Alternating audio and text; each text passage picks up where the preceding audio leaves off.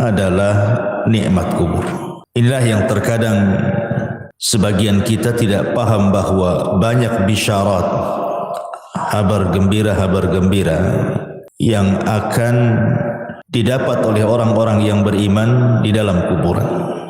Apa saja kabar gembira yang Allah Subhanahu wa taala berikan kepada seorang mukmin ketika Allah masukkan ke dalam kuburan? Inilah pembahasan di pagi hari ini.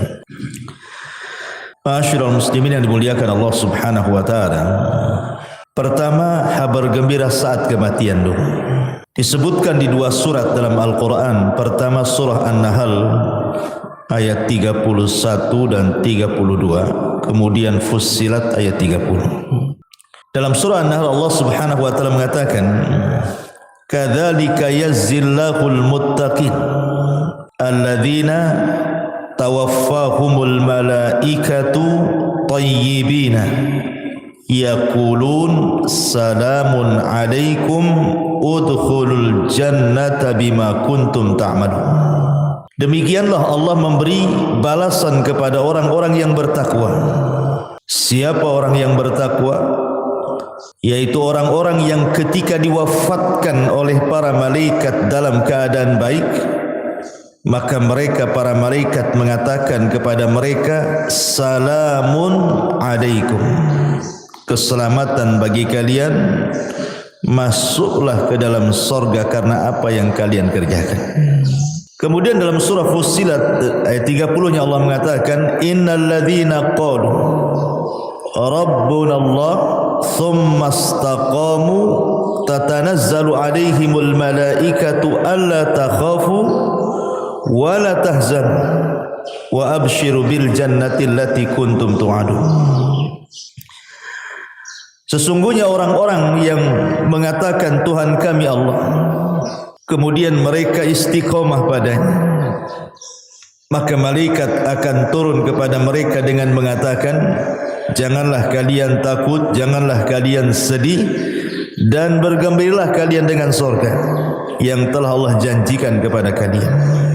Jadi kabar gembira pertama adalah saat detik wafatnya seorang mukmin, mereka akan bahagia. Kenapa mereka akan bahagia? Karena malaikat yang membisikkan di telinganya itu adalah bisikan-bisikan kebaikan. Sehingga kita lihat seorang mukmin itu kalau meninggal, macam-macam, terkadang Allah tampakkan kebahagiaan. Terkadang dia tersenyum, terkadang ditampakkan keringat di dahinya, terkadang bisa mengucapkan kalimat la ilaha illallah, terkadang dia membaca Al-Quran, terkadang meninggal saat sholat, dan begitu seterusnya. Dan itu kegembiraan yang pertama yang diraih seorang mukmin saat wafatnya. Kemudian yang kedua, saat masuk ke liang lahat.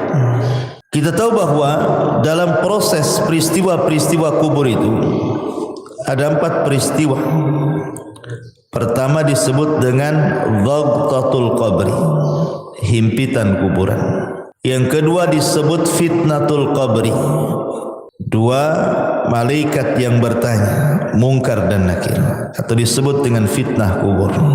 Yang ketiga azab kubur, dan yang keempat nikmat kubur. Kita tahu bahwa peristiwa pertama di kuburan itu adalah himpitan kubur. Setiap manusia pasti dihimpit kuburan, tidak mukmin, tidak kafir, semua kena. Mau anak bayi, mau anak dewasa, mau laki-laki, perempuan, pasti terkena himpitan. Dan himpitan kubur ini disebutkan dalam sebuah hadis Nabi SAW mengatakan, inna lil qabri dhagtatun, sesungguhnya kuburan itu memiliki himpitan.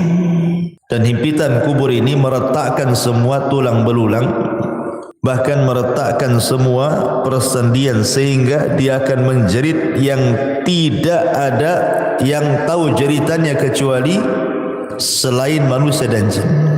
Artinya binatang-binatang mendengar. Tetapi tentu Yang seperti ini berlaku kepada orang kafir. Orang kafir, orang munafik, orang fasik, ya.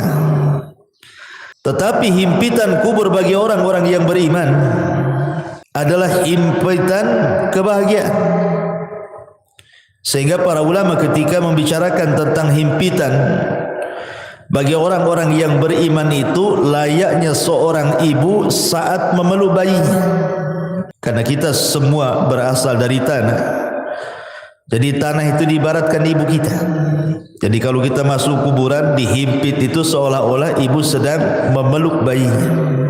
Tidak merasakan apapun. Makanya ketika kematian seorang sahabat yang sangat mulia, siapa dia? Sa'd bin Mu'adz radhiyallahu anhu. Sa'd bin Mu'adz ini pemimpin Aus. Saat kematiannya disebutkan oleh Nabi sallallahu alaihi wasallam, hadzal ladzi taharraka lahul 'arsy wa futihat lahu abwabus sama wa syahidahu 70,000 minal malaika laqad dhummatan thumma furrija anhu. Inilah orang yang karenanya arsy Allah bergetar. Jadi saat kematian Sa'd bin Mu'adz ini, arsy Allah yang besar sekali itu bergetar. Dan arsy itu kan makhluk yang paling besar, bisa bergegar karena wafatnya Sa'd ibn Mu'adz. Karenanya pintu-pintu langit dibuka, dan karenanya pula 70,000 malaikat turun dari langit menyaksikan jenazah. Sungguh dia telah dihimpit dengan sekali himpitan kemudian dilepaskan kembali. Kalau seandainya himpitan itu sebagaimana hadis yang ma'ruf bisa meretakkan tulang belulang, memutuskan urat-urat persendian, mustahil seorang sahabat semulia Sa'd bin Mu'adz merasakan itu. Berarti himpitan yang merasakan sakit itu hanya berlaku kepada orang-orang kafir saja, orang-orang munafik saja. Karena bayi yang tidak bersalah saja disebutkan dalam hadis Nabi sallallahu alaihi wasallam, "Lau aflata ahadun min dhammatil qabri la aflata hadzal sabi." Jika seorang selamat dari penyempitan kuburan, niscaya bayi ini akan selamat. Tapi bayi pun tidak selamat. Apa salahnya bayi? Kenapa dia dihimpit? Dosa pun tidak, kan itu ya. Berarti himpitan bagi orang-orang yang saleh, orang-orang yang beriman atau bayi adalah sebagaimana seorang ibu memeluk bayinya. Himpitan kasih sayang, itu maksudnya. Ini kabar gembira yang kedua. Kabar gembira yang ketiga, di mana Allah Subhanahu wa taala akan memberikan kemantapan jawaban pada setiap soalan-soalan mungkar dan nakir yang diberikan kepada setiap para penghuni kubur. Dan itu diarahkan atau disyaratkan dalam surah Ibrahim ayat 27. Allah mengatakan, yuthabbitullahu alladhina amanu bil qawli tsabit fil hayatid dunya wa fil akhirah wa yudhillullahu zalimin wa yaf'alullahu ma yasha. Allah akan meneguhkan iman orang-orang yang beriman dalam ucapan yang teguh dalam kehidupan dunia dan juga kehidupan akhirat. Kata Bara bin Azib, seorang sahabat, ketika memberikan catatan dengan kalimat Allah akan teguhkan ucapan bagi seorang yang beriman di dunia dan akhirat, kata beliau, ini ayat turun pada perkara fitnah kubur.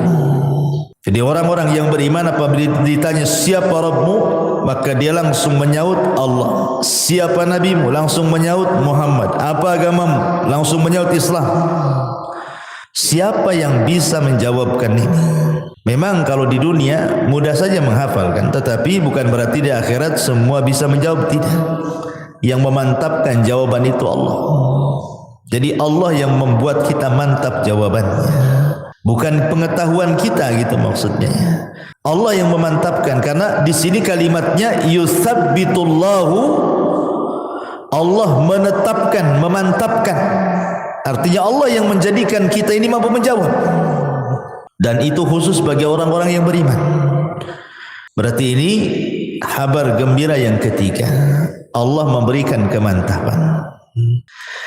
Kemudian kabar gembira yang keempat, Allah lancarkan setiap jawaban. Setelah Allah mantapkan, kita mampu menjawab. Disebutkan dalam hadis Bara bin Azib radhiyallahu anhu yang panjang sekali. Salah satu penggalan hadisnya Rasul mengatakan fayatihi malakani fayujlisanihi fayaqulani lahu man rabbuk fayaqulu rabbi Allah fayaqulani lahu ma dinuk fayaqulu dinil Islam fayaqulani lahu ma hadzal rajul alladhi bu'itsa fikum fayaqulu huwa Rasulullah sallallahu alaihi wasallam. Kemudian dua malaikat datang kepadanya dan mendudukkannya. Lalu keduanya bertanya, siapa Rabb? Maka si mayat mengatakan, Rabbku Allah. Kedua malaikat bertanya lagi, apa agamamu? Dia menjawab, agamaku adalah Islam. Kemudian keduanya bertanya lagi, siapa laki-laki yang telah diutus kepadamu? Maka dia menjawab, beliau adalah utusan Allah Muhammad sallallahu alaihi wasallam. Mungkin sekali lagi bahwa hari ini antum ditanya, pasti semua bisa jawab. Tapi apakah di kuburan bisa lancar jawabannya? Kan tidak juga. Makanya ini kabar gembira. Selain Allah mantapkan jawabannya, kemudian ketika kita ditanya mengalir pula jawaban itu. Nah, ini adalah kabar gembira yang keempat. Kabar gembira yang kelima, setelah Allah Subhanahu wa taala mantapkan jawaban kita dan kita pun mengalir dalam jawaban-jawaban pertanyaan malaikat itu, maka Allah Subhanahu wa taala berikan tazkiyah, rekomendasi. Apa itu? Allah tiba-tiba berfirman dari langit dan mengatakan, "As-sadaqa 'abdi." Hambaku telah benar. Hambaku telah benar, hambaku telah jujur. Dan ini tazkiyah yang luar biasa, di mana Allah Subhanahu wa taala langsung yang mengatakan kepada kita, "As-sadaqa 'abdi." Hambaku telah benar. Tazkiyah mana lagi yang lebih jujur daripada tazkiyah Allah Subhanahu wa taala? Kabar gembira mana lagi yang lebih bahagia daripada Allah mengatakan kepada kita, kita dianggap orang jujur. Kalau manusia, anak katakan antum orang jujur, belum tentu orang mengatakan antum jujur. Tapi kalau Allah yang mengatakan jujur, manusia mendustakan kita terserah, tidak ada urusan. Tapi kalau seluruh manusia mengatakan kita jujur, tapi Allah katakan kita pendusta, buat apa? Kan gitu ya. Tapi kalau Allah katakan kita jujur, satu manusia berdusta, terserah. Mendingan kita dianggap jujur di hadapan Allah daripada jujur di hadapan manusia tapi Allah dustakan kita. Dan ini tazkiyah luar biasa, kabar gembira yang luar biasa yang Allah berikan kepada kita kalau kita digolongkan orang-orang yang beriman. Ini kabar gembira yang kelima. Yang keenam, setelah Allah Subhanahu wa taala berikan tazkiyah kepada kita, apalagi Allah Subhanahu wa taala akan luaskan kuburan kita. Ada dua riwayat. Pertama disebutkan dalam riwayat Abi Hurairah radhiyallahu anhu, di mana Nabi sallallahu alaihi wasallam mengatakan, "Tsumma yubsahu lahu fi qabrihi sab'una dhira'an fi sab'in." Sab'una dhira'an fi sab'in. Berapa luasnya kuburan itu? Kata Nabi SAW, kemudian kuburannya diperluas 70 kali 70 hasta. Satu hasta itu segini, ini satu hasta. Ya. Kalau 70 dibagi 2 berarti berapa? 35 meter. Kalau 30 kan 60. Berarti 35 meter. 35 meter kali 35 meter. 70 kali 70 hasta. Berarti 35 meter kali 35 meter kan itu ya kalau dibuat meter. Ini satu riwayat. Jadi kuburan yang sempit tadi yang hanya 1 kali 2 meter gitu ya, dijadikan oleh Allah Subhanahu wa taala menjadi 70 kali 70 hasta. Luasnya, meluas kuburannya itu ya. Tapi dalam riwayat yang lain dari Bara bin Azib justru Nabi sallallahu alaihi wasallam mengatakan summa yubsaqu lahu fi qabrihi maddal basar. Madda basarihi. Kemudian kuburannya akan diluaskan sejauh mata memandang. Kalau antum naik ke atas gunung, kemudian antum lihat tuh, kira-kira pandangan antum sejauh mata memandang sampai di mana? Itu maksudnya. Itulah luas kuburan. Kalau seandainya Allah berikan kabar gembira kepada seorang mukmin itu, Allah akan luaskan kuburan. Dalam riwayat 70 kali 70 hasta, tapi dalam riwayat Bara bin Azib sejauh mata memandang. Coba bayangkan, kalau antum saya kurung di satu ruangan, anggaplah di kamar masjid ini, dikurung, nggak ada penerangan, kan masih mending tuh luasnya, masih luas kamar ini daripada kuburan. Kuburan berapa peta saja kan itu. Tapi ngomong-ngomong saya minum dulu kayaknya. Dingin kali nih. Bismillah. Oh, panas juga. Iya. Jadi analoginya begini, ikhwan. Jadi kalau antum masuk ke dalam ruangan masjid ini, saya gelapkan. Nggak ada apa-apa di situ. Nggak ada kasur, nggak ada apa-apa, nggak ada handphone. Nggak boleh antum saya kasih handphone. Ya masuk aja badan di situ. 3 hari 3 malam di situ kan. Dikasih makan, antum sudah pusing. Janganlah 3 hari 3 malam, 1 hari saya tak makan tak gemetar, apalagi mati listrik kan itu ya. Kita bayangkanlah di satu ruangan itu, macam mana itu di kuburan yang sempit itu. Habis itu dipendam pula dari atas, hanya tanah, tidak ada apa-apa. Kita sudah kebayang gelapnya kan ya. Lah ketika kemudian Allah Subhanahu wa taala bentangkan kuburan seluas itu, menunjukkan ini kabar gembira. Kabar gembira dari Allah Subhanahu wa taala lewat lisan Rasul bahwa seorang mukmin itu akan dibentangkan kuburannya sejauh mata memandang. Artinya tidak akan sumpek gitu maksudnya. Kita kalau berada di ruangan sempit kan sumpek gitu. Tapi kalau di ruangan terbuka kan rasanya los gitu pandangan itu. Dan ini kabar gembira. Kemudian yang nomor 7, bukan hanya diluaskan saja, yang lebih hebat daripada itu apa? Dibukakan pintu surga. Subhanallah ya. Padahal belum ada kiamat, tetapi pintu surga sudah dibukakan, kemudian diarahkan pula ke kuburannya. Dan itu disebutkan dalam hadis di mana Nabi sallallahu alaihi wasallam bersabda, "An sadaqa 'abdi fa afrishuhu minal jannati waftahu lahu baban ilal jannah." Hambaku telah benar, hamparkan permadani untuknya dari sorga, bukakan pintu-pintu sorga kepadanya. Subhanallah ikhwan, bayangkan kita dihamparkan permadani dalam kubur itu, mengarah ke pintu sorga, kemudian pintu sorga pula dibuka. Ketika pintu sorga dibuka itu ada kabar gembira yang nomor 8. Apa itu?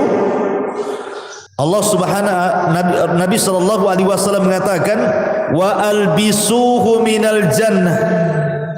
Hantarkan pakaian dari sorga. Ketika mayat itu hanya 3 lapis kain kafan saja, kemudian masuk ke dalam liang lahat, entah tahan berapa bulan tuh yang namanya kain kafan itu, lama-lama kan hancur juga. Tapi sebagai gantinya apa yang terjadi? Wa albisuhu minal jannah.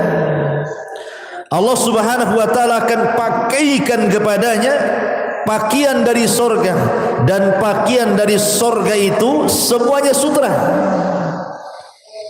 min sundusin wa istabrak, rata-rata sutra dihantarkan dari sorga. Kemudian kabar gembira yang nomor 9, fayatihi min rauhiha wa tibiha. Kemudian Allah Subhanahu wa taala hantarkan pula raihiha wa tibiha. Apa itu? Wewangian dan bau semerbak yang luar biasa yang Allah hantarkan ke dalam kuburannya, menjadi wangi kuburannya. Kita saja di ruangan kan pengennya wangi, harum gitu kan. Masuk ke hotel-hotel mewah itu harum gitu ya. Kan itu sebuah nikmat, kabar gembira. Belum lagi makanan dari sorga, belum lagi minuman dari sorga. Itu kan kabar gembira yang luar biasa. Bahkan yang lebih hebat lagi, nomor 10-nya adalah Allah Subhanahu wa taala datangkan kepadanya orang yang sangat baik hati. Disebutkan dalam sebuah hadis, jadi akan didatangkan padanya seorang laki-laki yang rupawan, berpakaian indah, beraroma wangi, untuk menemani dia selama dalam kuburan. Kemudian si mayat ini heran, kemudian bertanya, man anta, siapa engkau ini? Fawajhukal wajhu yaji'u bil khair, wajahmu adalah wajah yang membawa kebaikan. Siapa kamu ini? Karena ikhwan, kalau kita analogikan kan, orang di penjara lah, masukkan ke dalam penjara, kemudian hanya satu sel, satu orang saja, kan boring. Sepandai-pandainya orang itu buat aktivitas, pasti ada bosannya juga kan. Berbeda kalau seandainya satu penjara itu hanya 2 orang, pasti ada komunikasi itu. Nggak akan boring kalau 2 orang. Berbeda kalau sendiri kan, lontang lantung, bingung sendirian kan. Kalau berdua kan nggak bosan orang. Makanya Adam itu ketika dia di surga hidup sendiri, ketakutan dia. Akhirnya Allah Subhanahu wa taala ciptakan Hawa kan. Akhirnya hilanglah rasa takut itu. Lah ketika kemudian orang dalam kuburan itu sendirian, kemudian dihantarkan teman yang baik. Teman ini kemudian rupawan, wangi, enak ngomongnya, tiba-tiba ngajak bicara, terus tahu-tahu tidak sadar bahwa dia sudah lama di kuburan tuh. Tahu-tahu teman yang baik ini memberitahukan bahwa kiamat sudah dekat. Makanya kemudian heran ini si mayat ini dan mengatakan, man anta, siapa kamu ini? Maka orang ini mengatakan, ana amaluka salih, sayalah amal soleh, sayalah solatmu, sayalah zikirmu, sayalah puasamu, sayalah silaturahimmu, sayalah puasamu, sayalah baca Quran, dan begitu seterusnya. Dan ini kabar gembira yang nomor 10 yang luar biasa. Kemudian yang nomor 11, kabar gembira yang nomor 11, di mana orang-orang yang beriman tidak akan merasakan lamanya tinggal di kuburan. Anggap saja sejak zaman Adam sampai sekarang, berapa ribu tahun dalam kubur itu, ya kan? Atau janganlah sejak zaman Nabi, para sahabat 14 abad silam kan, nggak dikiamat-kiamatkan. Pertanyaannya, apakah mayat itu merasakan bimururil wakti, bahwa waktu itu berjalan seperti kita di dunia ini kan merasakan dengan berjalannya waktu kan, pagi, siang, sore, malam, besok pagi lagi. Tahu-tahu sudah seminggu, sebulan, setahun. Kita kan merasakan tuh berjalannya waktu.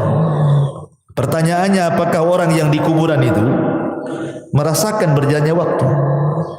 Ulama menjawab, lihat, kalau dia mendapatkan nikmat kubur, maka dia tidak akan merasakan bimururil wakti.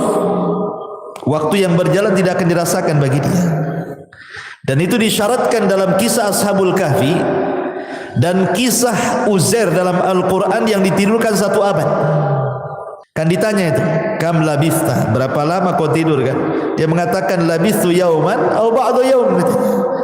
Aku hanya tidur sehari atau separuh hari, padahal sudah 1 abad. Menunjukkan bahwa kalau orang yang belum meninggal saja ditidurkan 1 abad, kemudian dia terbangun rasanya baru setengah atau 1 hari saja, maka begitu juga orang-orang yang dikubur ketika mendapatkan nikmat kubur. Kayak antum bermimpi nih, mimpinya indah banget gitu ya, tiba-tiba terbangun, aduh sebentar kali mimpinya, padahal antum udah dari pagi sampai sore itu tidur tuh. Dibilang sebentar kali katanya, karena indah. Coba tuh mimpi buruk, baru 5 menit tuh kayak udah lama kali megap-megap antum. Jadi para ulama mengatakan bahwa orang-orang yang tidak akan merasakan bimururil waktu, dengan berjalannya waktu itu, hanya orang-orang yang mendapatkan nikmat kubur saja. Tapi orang yang mendapatkan azab kubur, dia akan merasakan itu, waktu itu berjalan. Dan orang-orang yang beriman akan mendapatkan kabar gembira bahwa dia tidak akan merasakan berjalannya waktu. Itu maksudnya ya. Ini yang ke-11. Yang ke-12, orang-orang yang beriman, mereka akan merasakan nikmat, artinya kebahagiaan. Jadi bahagia betul dalam kuburannya itu, sehingga sebahagia apapun orang hidup di dunia, tidak lebih bahagia dibandingkan orang yang ada di kuburan. Itu yang disebut dengan nikmat kubur tadi. Makanya kenapa Utsman bin Affan kalau diingatkan dengan kuburan itu menangis, tapi kalau diingatkan dengan neraka dia biasa-biasa saja. Ketika ditanya, ya Utsman, aneh kau ini, diceritakan neraka kau biasa saja raut mukamu, kau diceritakan tentang kuburan kau pula menangis, katanya. Kata Utsman, celaka engkau. Kuburan ini, kata Utsman, bisa saja satu lubang menuju lubang-lubang neraka, atau dia adalah taman dari taman-taman surga. Jadi kita akan tinggal di taman. Itulah nikmat kubur namanya. Jadi nikmat kubur itu luar biasa. Makanya orang itu akan mendapatkan kenikmatan lebih nikmat dibandingkan dia pernah nikmat di dunia. Seberapa nikmat orang di dunia ini, masih nikmat kubur, karena kubur itu adalah jannah yang pertama, surga yang pertama sebelum masuk ke surga yang abadi. Tapi perlu diingat bahwa orang-orang yang di kuburan itu juga bisa merasa sedih, sama dengan ketika antum kehilangan sesuatu, kita sedih, tersiksa gitu ya, atau ada masalah gitu ya, entah masalah ekonomi, masalah keluarga, masalah apa-apa, kan kadang-kadang tersiksa batin kita. Lah orang yang di kuburan pun akan sama merasakan hal itu, tersiksa batinnya. Kapan? Ketika orang-orang yang di atas kuburan melakukan niyaha. Niyaha itu artinya meronta-ronta, menangis-nangis gitu ya, menolak takdir gitu. Kalau nangis saja nggak apa-apa, namanya orang meninggal sedih, Rasul aja nangis gitu. Tapi kalau sampai niyaha ini membuat apa? Orang yang mati itu yu'adzab, diazab. Tapi bukan diazab di sini artinya diazab fisiknya, tidak, maksudnya diazab batinnya. Ya, karena ada hadis yang mengatakan innal mayyit yu'adzab bi bukail hayy. Rasul mengatakan orang yang mati itu akan diazab disebabkan tangisan orang hidup. Maksudnya niyaha, yang sampai merobek-robek, memukul-mukul. Karena saya pernah menyaksikan ada orang sedang koma, ini istrinya itu udah guling-guling tuh, guling tuh, sampai akhirnya diamankan sama kerabatnya, dimasukkan ke kamar, dikunci. Rumahnya tak jadi mati pula dia. Coba kalau mati apa nggak jelas tuh kan. Nah, artinya bahwa orang-orang yang seperti ini membuat mayat itu tersiksa. Maksudnya orang yang ada di kuburan itu yu'adzab, diazab. Maksudnya diazabkan fisiknya tapi batinnya. Jadi dia merasa sedih gitu ya. Tersiksa batinnya itu gara-gara tangisan orang yang di atas kuburan itu. Makanya kenapa nasihat saya, kalau ada orang yang meninggal itu sebenarnya dia hanya butuh 3 kata saja. Orang mati itu hanya butuh 3 kata. Kata yang pertama, Allahumma gfir lahu. ya Allah ampuni dosanya. Yang kedua, Allahumma arhamhu, ya Allah rahmatilah dia. Kemudian yang ketiga, Allahumma tsabbithu, ya Allah mantapkanlah dia. Maksudnya dalam jawaban. Itu yang diperlukan saat orang itu meninggal. 3 kata ini. Tidak lebih daripada 3 kata. Ya Allah ampuni dosanya, ya Allah sayangi dia, ya Allah mantapkan jawabannya. Cuman itu yang diperlukan. Ya. Itu saat dia meninggal gitu ya. Kalau sudah lama ya tentu doa ampunan. Jadi mayat itu sangat bahagia, disebutkan sama para ulama. Yang paling dinanti oleh para penghuni kubur, entah ayah kita yang sudah meninggal, ibu kita, nenek kita, atau keluarga kita, mereka sangat bahagia itu apabila mendapatkan doa dari orang yang hidup. Jadi kalau kita mendoakan ampunan, rahmat, kata ulama, itu yang dinanti. Jadi mereka sangat bahagia sekali dengan doa kita kalau kita mengatakan Allahumma gfir lahu, Allahumma arhamhu, ya Allah rahmati dia, ya Allah ampuni dia. Dan juga sedekah yang kita niatkan kepada orang yang sudah meninggal.